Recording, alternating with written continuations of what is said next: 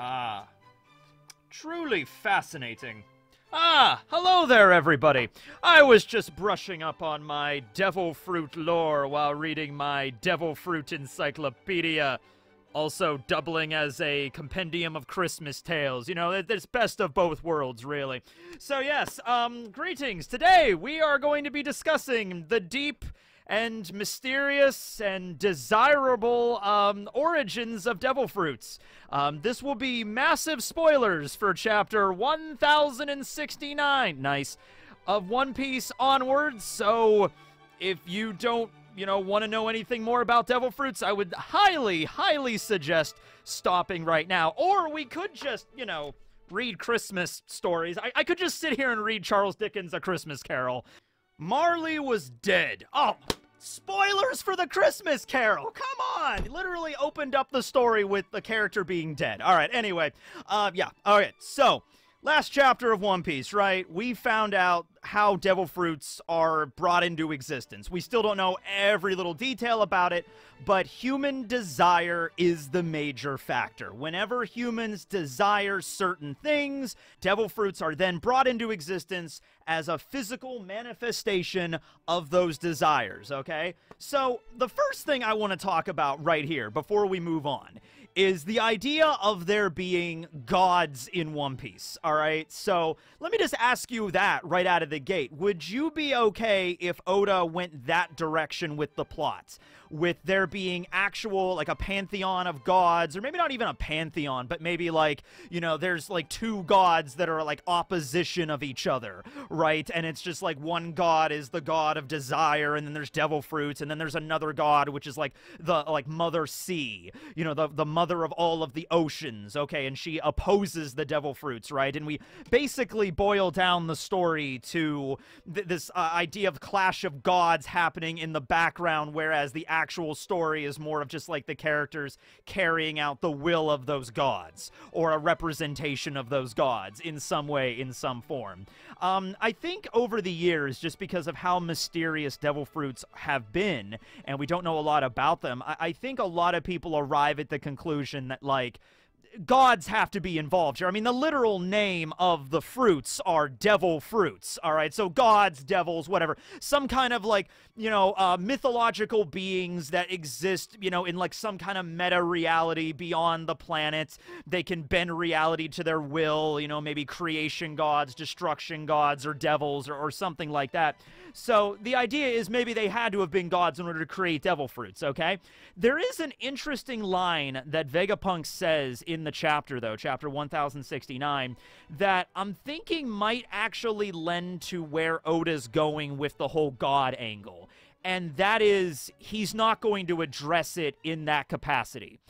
In the chapter, after this explanation of what devil fruits really are and how they're created and how human desire plays a huge factor in this, Vegapunk says, whether or not you want to believe that gods are real and they're, like, messing with us and they're directly responsible for giving humans the ability to create devil fruits or creating the earth or creating humanity or whatever like that, if you want to believe in God, fine. If you don't, fine.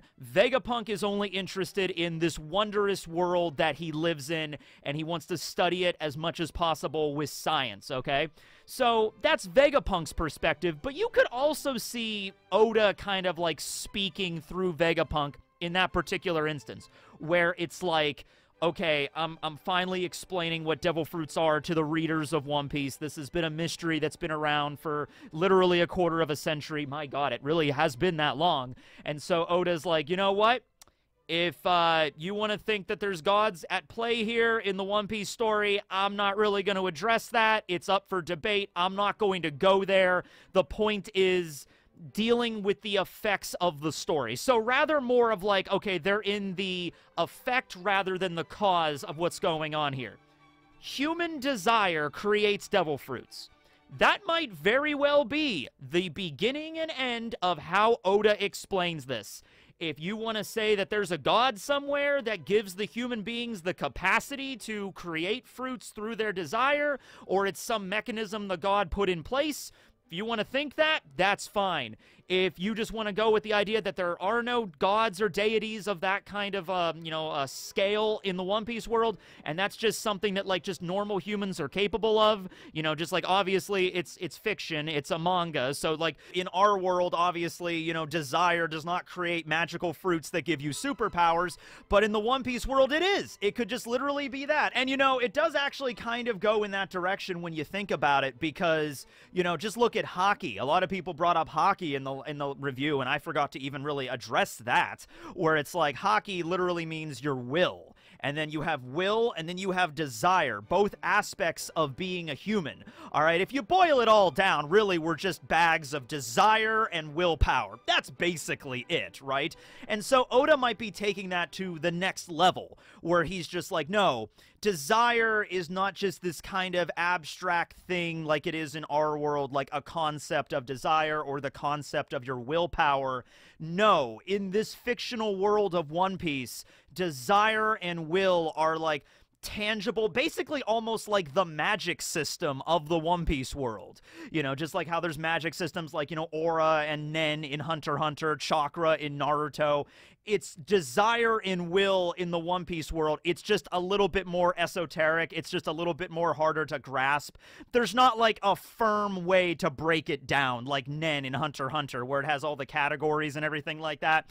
Or like chakra in Naruto, where it's like physical energy combined with mental energy creates fireballs. It's nothing like that. It's much more harder to like pin down. It's just like the abstract concept of human desire creates physical things in the world that can create superpowers and things of that nature. Your willpower, something that you can just strengthen, something that you have since birth, and you just can just be born to be a conqueror, or born to have armament, or born to have observation, like which one are you highly spec'd at, and that's just something that you have, and then you can inflict your will on other people in that very direct way, rather than in just like sort of like a like a metaphysical kind of way. I don't know. I'm already getting confused. But you know what I mean? That might be the direction Oda's going for it, where it's just like, I'm not going to explain the real bare bones of where all this is coming from. It's just human desire and human will are very, very relevant to the characters in my story,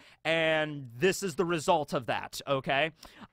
This is also something, obviously, the world government does not want the entire planet to know, probably because you would assume that devil fruits have to still be being created. There have to be new devil fruits being created all over the world at any given time, which also explains why we were never given, like, a hard number for how many of these there are in the world. It was never said that, like, there exist exactly 500 devil fruits in the One Piece world. No more, no less. No, there were devil fruits that probably... That's another thing, too. Like, how far back are we going with this? Because this is well beyond the Void Century now. Like, unless something happened during the Void Century that gave humanity the ability to manifest these powered fruits out of their just pure desire alone, unless something happened during the Void Century where that occurred, maybe it was a messed up science experiment or something, but I'm thinking that's not really the case. I'm feeling like this is something that's like primordial in its origin point. Okay, this is something that like I made the joke in the review of like the two cavemen, hanging out, and they're like, ooh, wouldn't it be cool if I could fly like Bird? That might literally be where it began. Like, as humanity evolved in Oda's world, like there were cavemen and stuff. Obviously, there's been references to ancient times and dinosaurs and things like that. So, you would assume that human beings also at some point, were like, primitive, like our ancestors were, like the Stone Age or whatever, walking around, and maybe they're the ones, like as soon as humanity reached a certain point in Oda's past, boom, devil fruits became a thing. And it would also make sense why Logias are the most rare, but also the most powerful, because you'd assume probably one of the first few abilities that would be manifested, would be created, would be the abilities to control nature, okay? Because if you're a primitive Stone Age, like, caveman, like Ooh and Ugg, those are my standard caveman names, I Ooh, I Ugg. All right, one of the first few things you're going to think of, because you don't know much about the world, most of the things that, like paramecias, like guns and cannons haven't been invented yet, swords haven't been invented yet,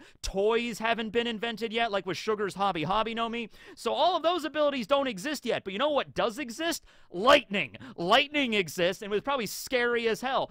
Fire exists. Water exists. Well, water is, we're getting into that. Well, that's a whole other, that feels like that needs to be a whole other video to discuss the whole situation with, like, Mother Ocean or whatever, okay? You don't piss off Mother Ocean, all right? Anyway, so, but, you know, like trees, the forest, you know, like Aramaki's devil fruit, the Mori Mori no Mi. All right, you'd assume the first abilities to be manifested would be channeling and harnessing the raw power of the elements. All right, there it is right there. I mentioned in the review zone abilities. Okay, so pretty much every single person at some point has probably had at least the passing thought in their head of, man, it would have been cool to be a bumblebee or something, like, bzz, I'm a bee, you know? He's like, oh, it'd be cool to be a horse. It'd be cool to be a dragon. It'd be cool to be a phoenix or other mythological animals, okay? By the way, that's a great, you know, jumping off point for the fact that mythological animals exist in the One Piece world, like a dragon, a phoenix, a daibutsu, you know? Human concepts that are given physical form, not because they existed first, like the dragons existed first, and then humanity was, like, afraid of them or whatever. No, humanity created the dragon through their own creation. Like, for example, let me put it another way. Let's say right here and now, let's say I created a new mythological animal, okay? It has the head of a duck, and it has the tail of a duck, and it has the wings of a duck, and it has the feet of a horse. There you go. There you go. I just created a new mythological creature right there, okay? Now, that creature, now, because I created it, and if I were to think about it enough and desire this being to exist, this duck-horse hybrid, therefore, boom, it exists in fruit form as a zone or a mythical zone, and, you know, that creature has now been brought into life because I desired it, I guess.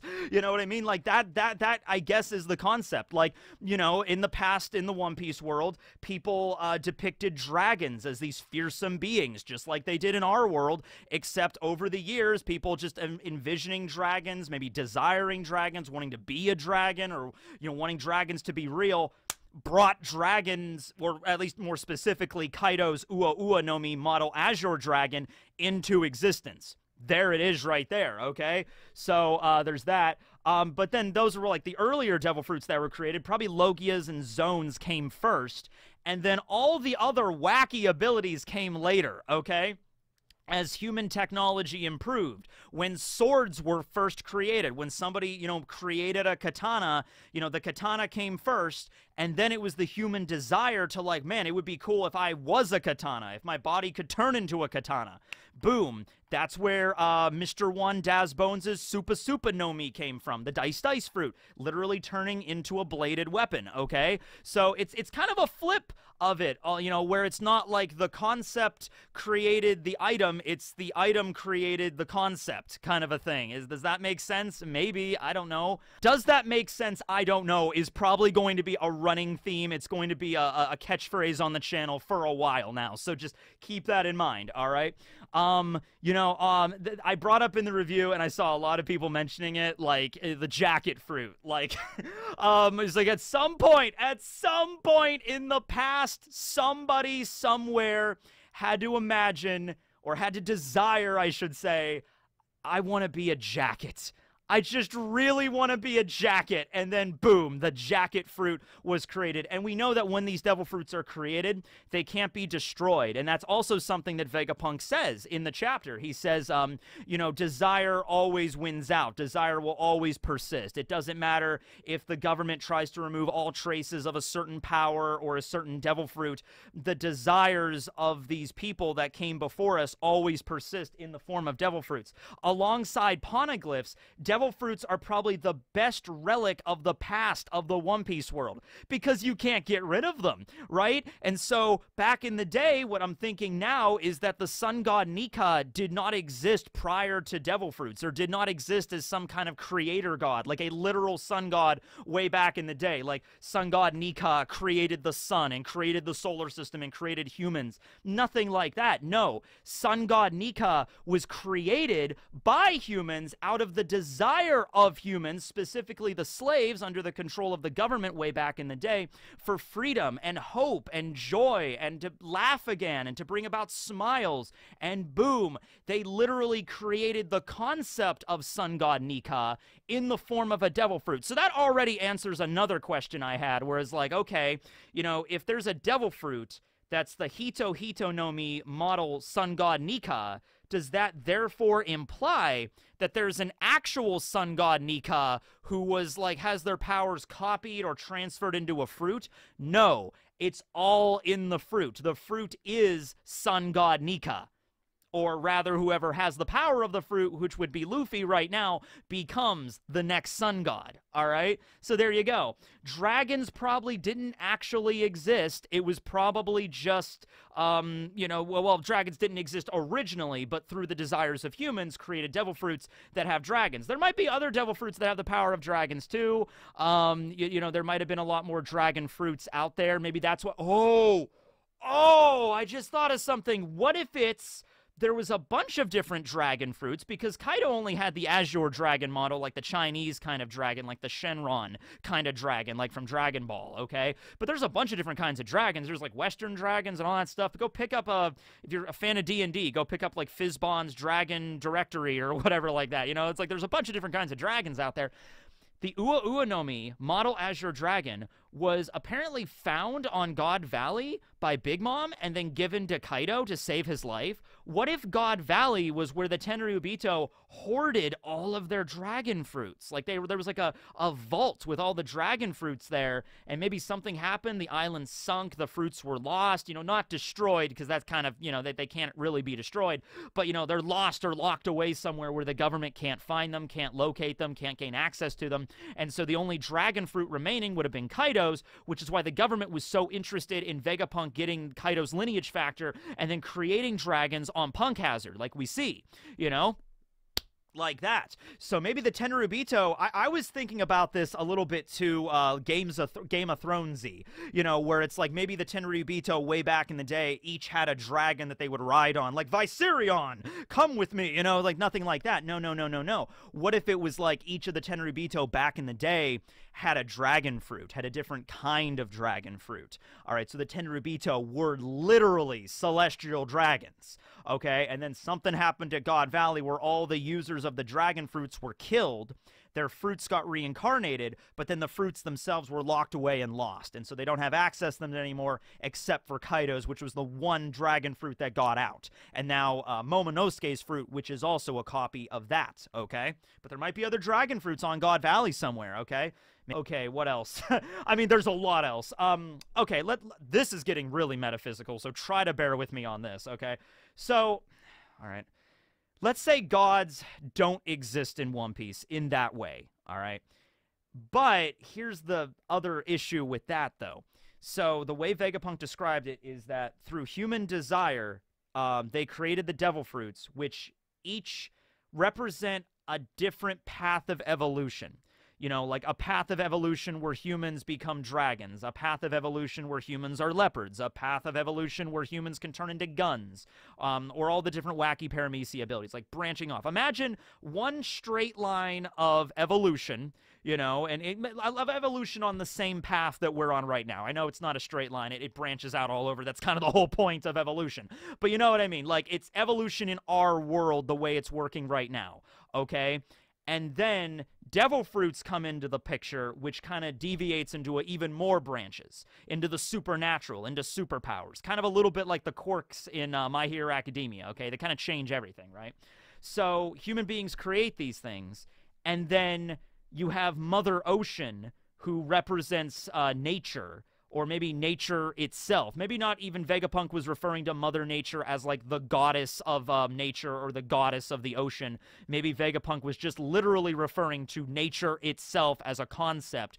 Despises devil fruits because they're going against that natural evolution path. Charles Darwin would have, you know, he would have a field day with this, you know. Charles Darwin's there on the Galapagos Islands. He's documenting the penguins and everything. Like, oh, I'm thinking natural selection. And then all of a sudden a human just turns into a penguin and just, oh, sorry, hi. And then he turns back into a penguin, or the human turns back into a penguin or whatever and just swims away, and then Darwin's like, what the, what? What? I had an idea, but now it just, what? You know what I mean? So, you know, point is though, this is where it gets kind of philosophical and all that. If human beings are natural, and if their desires create devil fruits, as just, if there's no gods involved or anything, it's just being a human and having desire creates these things, then that would make them natural. If it's a natural capacity, if it's a natural thing that every human being possesses, and there's no gods involved in the process, then desire manifesting superpower devil fruits would be natural. It would be as natural as human beings having intellect, as having the ability to breathe.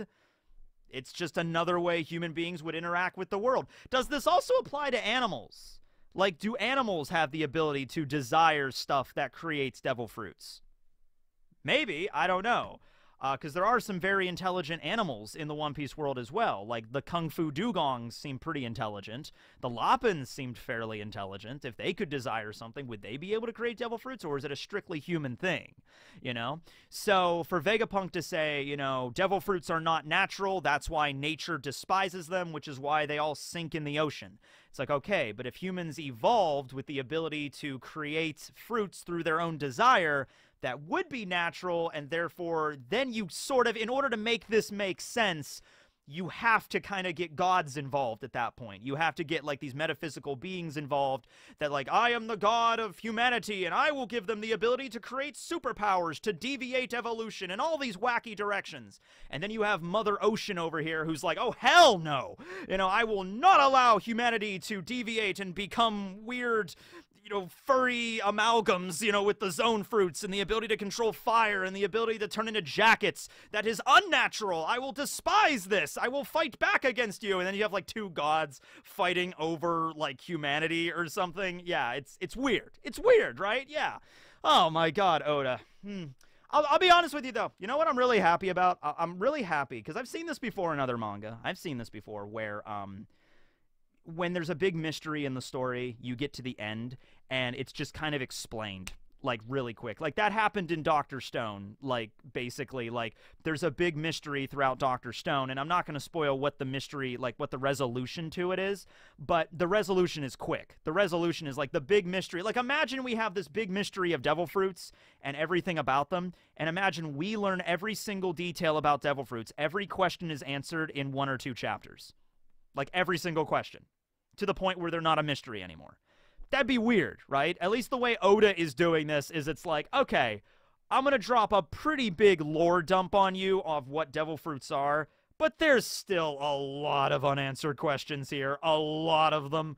But anyway, here at the end of this first video trying to dissect this, let me know about some other things that you're curious about, you know, involving this new revelation about devil fruits. And so send me some comments, and then I can read them, and I could be like, okay, this seems what people are most interested in, and I can make a video about that, and we can, you know, keep it rolling and stuff like that. But one more thing I wanted to bring up, and it is an interesting question. Oda's probably not going to address this just because of the nature of it. You know, maybe if One Piece was a seinen, you know, maybe, but you start thinking about the jacket fruit, right? And a lot of people were making jokes that, like, what if the jacket fruit, what if that was just like somebody's fetish, you know, like, I want to turn into a jacket, and then that's how the jacket fruit came into existence, and then that opens a whole other can of worms. It's like, wait a second now, human desire creates devil fruits, embodying that desire. Well, you could look at desire in the way of, like, you know, I want to fly, I want super strength, you know, those kind of stuff.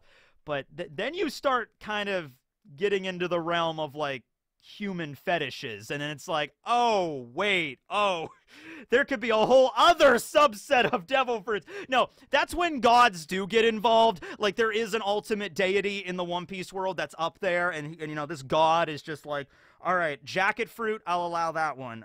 The ability to turn other people into toys, I'll allow that one. The ability to turn into guns and cannons, that's really cool. I'll allow that one. The ability to control darkness, the ability to control fire, those are good. The ability to be the best doctor in the world, that's good. And then there's somebody down there that's just like, I really like feet. I want there to be a devil fruit for me to turn into a giant pair of feet. And then the god is up there and he's just like, nope, not approved. Just like, that one's not becoming a devil fruit. There's like, he's on the assembly line just making sure they don't get too weird. You know, it's just like, nah. We got the Hana Nomi. We got Robin's fruit. That's the closest I'm willing to, you know, just like, yeah. But anyway, that's the video. Hope you guys enjoyed. Now, here at the end, I actually have something really interesting to share with you all today. It's a book. Not this book, but this book. Okay, this is a book. It's called Hometown Alien. This is the initial copy, so it's like not for resale. The author of this book is John Wyszynski, who is my uncle on my mom's side. And so he was visiting my house a couple of days ago. He gave me this book. I've been reading it. It's really good. He has been working on this book for about 20 years now. It's just been his like little project he's been doing off to the side here. And it's a sci-fi novel, in case you couldn't tell. So if you're a fan of sci-fi, but it's also very much about like a time and a place. He grew up in this small little coal mining town here in western Pennsylvania. So if you're from Pennsylvania, this would actually be probably, this would probably click for you very well. But it's a sci-fi story, not to give too much away, about aliens that infiltrate the human population, and be like, how would this happen? How would aliens like take over the planet? But it's very much rooted in this time period of the 1960s in this small little coal mining town, and it's just been something my uncle has been working on for a very long time. It's a good book. I'll leave links down below to hometownalien.com, and there's also, it's available for Kindle, paperback, hardback, all on Amazon as well. I'll leave links down below. If it's something you think you'd be interested in, make sure to check it out. All right. So there's that. I should start a Tekking101 book club, honestly. That would be fun. All right. Well, anyway, Hometown Alien, thanks for watching, everybody. Tekking, signing out.